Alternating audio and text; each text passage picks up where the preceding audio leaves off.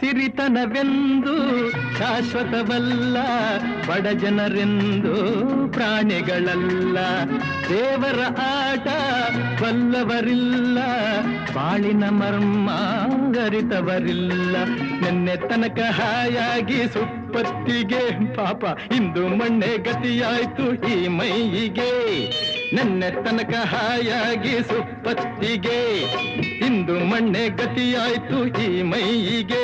ಎಂದು ಆಳಾಗಬಲ್ಲವನೇ ಅರಸಾಗುವ, ಒಳ್ಳೆ ಅರಸಾಗುವ. ಹೇ ಮುತ್ತಿನಂಥ ಮಾತಂದ ಗೊತ್ತೇ ನಮ್ಮ, ನಿನಗೆ ಗೊತ್ತೇ ನಮ್ಮ.